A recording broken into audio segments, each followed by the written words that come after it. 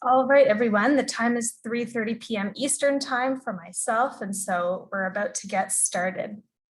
Welcome this afternoon to Video Tools for Communication and Engagement in Brightspace. My name is Sarah, and I will be your host for today. I've been working at D2L here for about 2 years. I'm currently a success coach, helping teachers and educators and districts alike come up with best practices for using Brightspace. And before working at D2L, I used Brightspace for about 7 years in total as a learner and a teaching assistant in my university. And so I'm excited to be able to share with you some of the things that we've learned today and discuss video in more detail. I want to go over just a couple housekeeping items before we get started. You'll notice that the Q&A and chat are disabled right now for today, but I ask that you direct any questions to Bridget Grogan, our coordinator, and she'll be able to assist you there. And we'll also talk about some office hours that we're hosting this Thursday at the end of the session. And finally, the recording for today's session, as well as the slide deck that I'm presenting from now, will be available later in a couple days on the Teaching and Learning website for your reference. So you'll be able to look through these slides again, click some of the links to the resources that are at the end. And so make sure you return to that website for that. Our agenda for today, we're going to start by understanding some terms, as always, go over our learning objectives. We're going to talk a little bit about why use video tools and some of the ones that exist in Brightspace. Then we're going to move to a live demo, and then I'll leave you with some resources at the end. So before we get started, if you've been to other D2L webinars, you'll know that we just like to review these terms to make sure that we're all on the same page. So D2L is the company that we work for. D2L is our actual company, and then Brightspace is the product. So that's what we use to do online learning. That's what you use to do online learning. So when I refer to that, that is what I mean. And then the online community is Brightspace community. So this is a great space for learners, educators, and D2L staff alike to come and ask questions, help each other out. So if you're not part of that online space already, I encourage you to check that out. So our learning objectives for today's session are that at the end of the webinar, you'll be able to navigate all the video tools that exist within Brightspace. You'll be able to comfortably create video meetings to meet with students. And you'll also use videos to create different types of engaging assignments. So I'm excited to be able to show some of that. So some of why we use video tools. We all know the power of video. Video is everywhere, but some specific reasons that I want to bring to light today as to the power of using Brightspace video is that it allows you to meet together, especially in the past year. I'm sure that everyone has led a remote class. And so, yeah, the video tools allow you to meet and connect with students, even if you're not all there together. It's also great for providing clear instruction. We're going to dive into making video instructions for assignments. And how that can be really impactful for some learners. You can also provide engaging feedback with video. We have video notes that I'm going to show you, and they can be up to 30 minutes in length. And that's something that we've extended in the past year to be able to accommodate that need. You can also have creative assignments. We're going to talk about video assignments and how students can record their own video note or a specific video assignment and interact with their peers. There's some peer review that I'll show you. And finally, closed captioning is available with our video note. And this is great for accessibility and just for students who want to be able to see on the screen the words that you're saying and not just listen to the video. Some of the video tools in Brightspace, we're going to jump into a live demo really soon, but I just want to call some of these out now. The video note is our tool that lives in the HTML editor, and it's everywhere in Brightspace. And this is a spot where, again, you can record those 30-minute videos. You can save them for reuse. You can add the closed captions. And so that's the first powerful tool that we'll dive into. And then we have Virtual Classroom, which is Brightspace's native tool for meeting with students. And then at the bottom, we have video assignments. That's also our tool that we use to do that. And then we also understand that there's so many different types of meeting softwares. And so we're able to accommodate and set up Google Meets and MS Teams meetings right inside of Brightspace. So without any further ado, I'm going to jump into our Brightspace platform here. And here we are. I'm hoping that you can see my screen here where I'm in our course. And so we're going to start by talking about video note. So I'm going to, as I said, you can put them in so many different places, but the first spot that I want to show you is in announcements. So here we are on my home page. I'm going to scroll down a bit to go to my announcements tool, and I'm going to create a new announcement. I'll start just by giving it a title. going to create a generic welcome announcement for today. So this is our HTML editor with all of our tools along the top and along the bottom. And for video notes, you're going to want to click the Insert Stuff button. So I'm going to do that. And then here I can add video notes. So really soon, you'll be able to see me. So here's where I can click New Recording and I can make a short video. So let's see if I can do this now.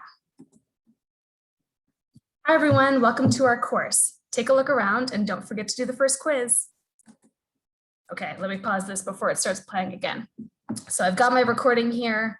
I can go next. I can title it. So maybe I'll call it, welcome.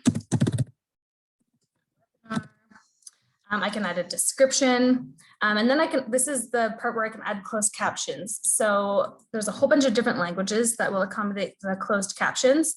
I want to put the language that I'm speaking in because it won't translate the captions, but it just wants to know what part of the software to use to be able to capture what it is that you're saying. We're going to automatically generate the captions from audio, and I'm going to click next, and my video note after I insert it will be right here. It takes a little bit just to refresh the preview, but if I click publish and go back to the home page, we'll see if it pops up. Okay, here it is, but it takes some time to refresh. Let's see if I refresh. Let's see if it comes up right away. There we are. So there I am, and students will be able to come and click, play the video note, and we'll come back and check on it later and see if the closed captions are ready. Another spot that you can put video notes in, which is impactful, is in assessments. So let's say we have an assignment here. I'm going to opt to edit one of these assignments, but you could do the same thing with creating a new assignment. And in this instructions field, this is where I'm going to be able to add my video note, which again can be up to 30 minutes in length. So I can go up here to the Insert Stuff button, which appears like this.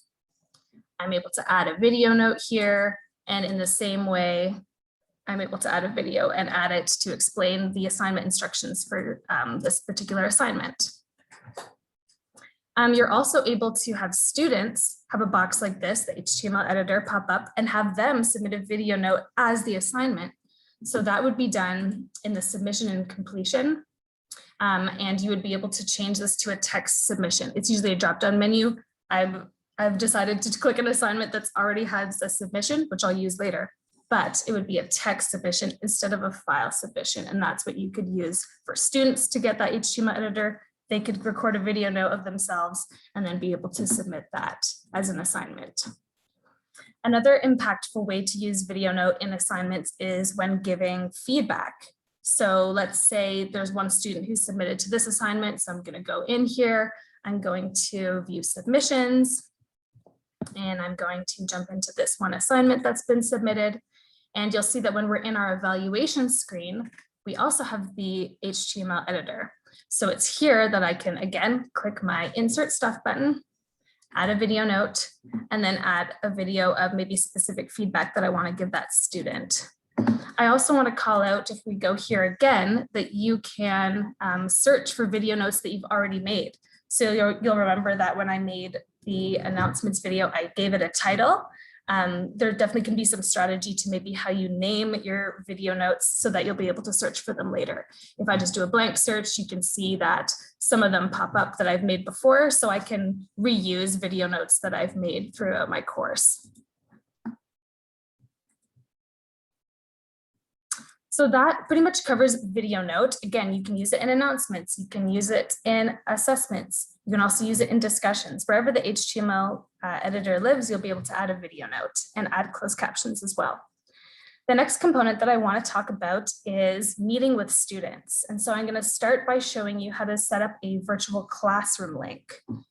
So you'll have to go to the virtual classroom area, and this might be in your navigation bar. If it's not, you'll be able to edit the nav bar if you have the capability to do so and add it up here for your students to access. So I'm going to click virtual classroom, and it's here that I can create a meeting. So I'm going to go all the way to the bottom right of my computer. Hopefully you can see me down in the bottom here, and I'm going to click this pink plus sign that says schedule meeting. So I'm going to give it a title, and I'll just call it lesson. I can set a meeting date. So let's say, tomorrow, and I want it to be, let's say at 3:30. Or I can also set it to now if that's the time that I want to be able to meet. Duration, these are different options that you'll have. With the most basic version of Virtual Classroom, you'll have these options, but with a more upgraded version, you'll be able to do longer, but I'm going to keep it at the 60 minutes duration. That sounds like a good time for me.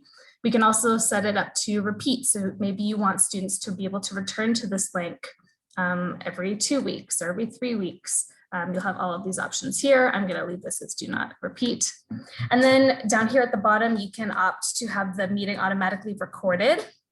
So this is great if you want students to be able to return to the meeting. Maybe they're not able to join that day and they want to be able to participate asynchronously. That's a great option there. I'll note that with the basic version of this, the recordings will save for a maximum of 2 weeks. So that's something to consider. You can also have the meeting recording published. You can also allow external participants. Maybe you have a guest joining your class that day, but I'm going to leave that off just because I want this to be my only class. And then finally, I'm going to select invite entire class because I want everyone to be able to join this. Maybe you could set up virtual classroom links for a group to meet together, for example. And then at the bottom, it's telling me again that with this version of virtual classroom that I have, I can only have a maximum users of 50. So I can only have 50 participants join this session. So with all my information populated, I'm going to click save. And now it lives here. So now I want to show you how we can bring this into the activity feed so that it pops up for the students to see and they'll be able to be joining you in the virtual classroom. So if I go back to my home page, I'm going to scroll down and go to activity feed.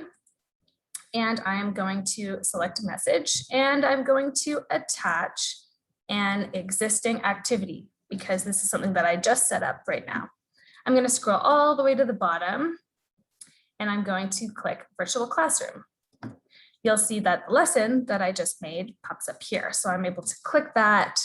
And now students have full direct access to the virtual classroom link and they're able to join it right from there. So I could type a message and say, hello, everyone, make sure you join this link below for class today.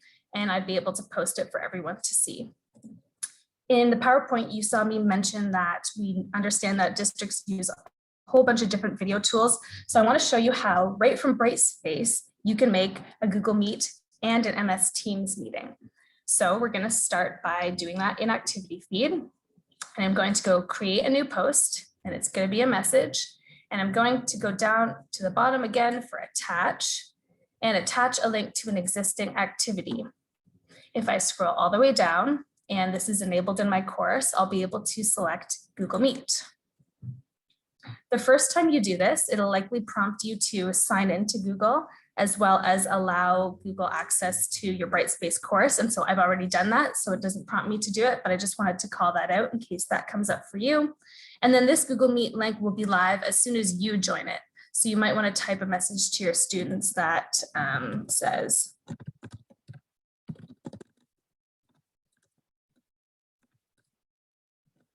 and then you might want to post it later, maybe 5 minutes before class starts, just so that they see it. You're already there in this Google Meet and ready to begin the class. Finally, I want to show you how to set up an MS Teams meeting in a very similar way. So again, I'm going to create my post. I'm going to go down to the bottom, click attach link to existing activity, go down to my third-party integrations and click MS Teams meeting. And so you'll see that it pops up here. It's going to prompt me to create a meeting link. Again, the first time I do this, it'll prompt me to sign in to make sure that I have access to my Microsoft account. I can create a meeting link and in a similar way to Virtual Classroom, add a title, add a time for the meeting, create, and then attach it to my activity feed post.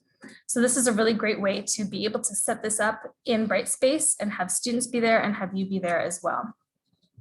Finally, I want to talk a little bit about video assignments and the different tools and features that are really cool in there. So I'm going to create this by doing it in Activity Feed. So right from Activity Feed, I'm able to create a video assignment, and I'll show you later how to link it similarly in your course. Because recall earlier that we talked about virtual classroom, it's up in your navigation bar, and there is an option to add video assignments here as well, but I'm going to show you a way to do it directly from Activity Feed and then show you how to grab it from there. So I'm going to, again, in a similar way, I'm going to create a message. I'm not going to select assignment because it's not a Brightspace assignment that I showed earlier. It's a specific type of third-party integration. So I'm going to go down to attach. I'm going to attach a link to an existing activity. I'm going to scroll all the way to the bottom and select video assignments.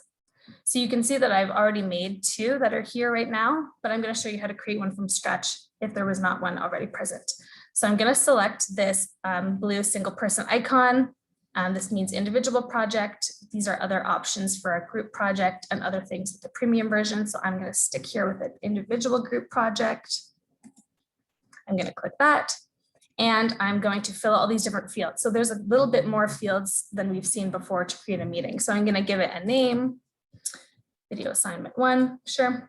I'm going to give it a due date and a due time, which is optional. You might have students, be able to partake in this throughout the course at their own pace, but you're able to add a due date and a time. Oh no, I've selected that. There we go. And then I can select evaluation type. So the default is percentage here, but you can have it be a pass-fail assignment, maybe an auto pass assignment. You want them just to complete it, or maybe you want to give them a 5-star scale assessment. You can then also, here's your option to create video instructions. So I'd be able to record video right from here and give more detailed video instructions. So while that's not mandatory, you have to type instructions. So I can say, please record your presentation. Peer review is what I want to talk a little bit about quickly here. This is where other students have the opportunity to view and give feedback on the video submission. So this is great to have that different engagement between students, similar to a discussion post where you might want a student to post their own post, but also respond to 3 others. So I'm going to leave that default option there. And now with all of my fields filled out, I'm able to click save. And here it is, my video assignment 1. Then I'm able to click and add in here. So I can create my message, direct my students to this video assignment, and I am good to go. I want to show you now how to link this directly in your content so that students can access it not only through the activity feed, but also through the content. So I'm going to go quickly to my content. I'm going to choose a unit, and I'm going to add an existing piece of content because I've already created this. Here you'll see my video assignment, and I can click my video assignment, and here we go. It pops up there so that students can not only go and access it from the home page through the activity feed post, but also through the content. And recall that when we first add something into Brightspace, it won't be visible. That's what this eye icon is saying. So if I am ready with this and I'm good to go, I can select visible, and now my students are able to see it when they come and view the content. So that ends our live demo portion, and I'm going to jump back into our slides.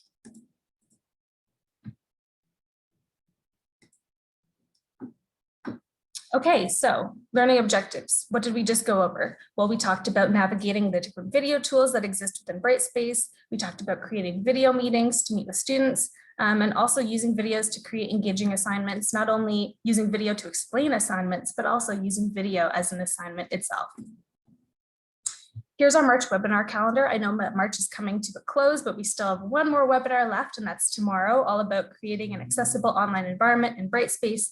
And then Thursday is when we're having open office hours. So this is going to be a great hour. I'll be there, Bridget will be there, a bunch of other my coworkers will be there, and we'll just be there to answer any questions you have. We'll have our demo site up, and we invite you to come and ask any questions that have come up throughout this past month's sessions at that time. Because March is almost over, I want to highlight our April webinar calendar. you'll see that the first webinar here is tips and tricks for navigating Brightspace. And we also have some newly developed webinars that we're excited to share with you, like tracking achievements and using Brightspace as a principal, understanding Brightspace for parents, and also one specifically about rubrics in Brightspace. So we're hoping that you can join us for those. Please take note of the times as some of them differ. Here's some resources that I'll leave you with. Remember that you can return to the K-12 teaching and learning site to grab the recording, grab these slides, and these will be clickable to you. Finally, if you're wanting more tool training, I'd love for you to check out the Brightspace guided training on our community page. Again, another great reason to get involved and sign up with our Brightspace community. Those are really awesome pieces of resources that I think you could definitely benefit from. And that's everything for today. Thank you so much for joining me. I'm really happy that you were able to come, and I hope to see you at some future webinars. Thanks, everyone.